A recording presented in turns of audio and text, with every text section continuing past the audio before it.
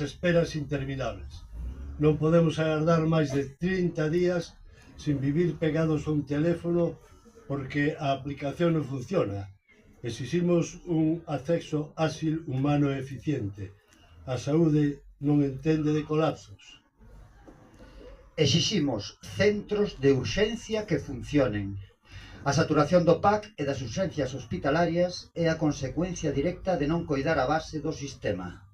Queremos unha atención primaria que resolva, para evitar o efecto dominó que colapsa todo o servicio sanitario.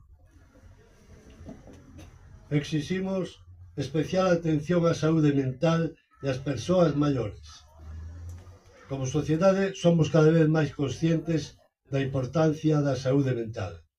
Os datos deste tipo de patoloxías son alarmantes, incluindo a infancia.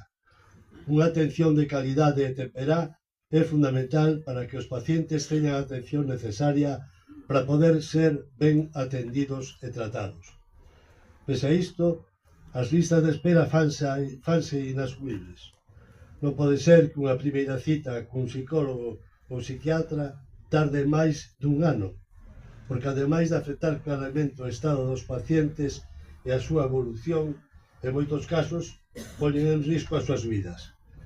Non poden pasar anos concienciando a poboación sobre a importancia de tratar con profesionais este tipo de patoloxías para despois facer que quen o precise teña que buscala en clínicas privadas, o que ocasiona unha desigualdade económica, algo que nunha sanidade pública non pode existir.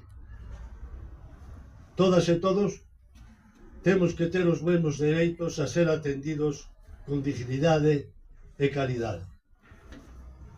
Por todo isto, pola dignidade, pola saúde, polo noso futuro, ningún paso atrás.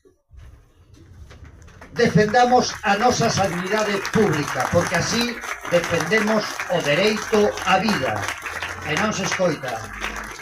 Rueda, escoita, Redondela está en loita. Rueda, escoita, Redondela está en loita. Rueda, escoita, Redondela está en loita. Rueda, escoita, Redondela está en loita. Aquela outra tan bonita. Rueda, atende, a sanidade non se vende. Rueda, atende, a sanidade non se vende. Rueda, atende, a sanidade non se vende. Rueda, arrima, que espere a túa prima. Non, hai que pasar.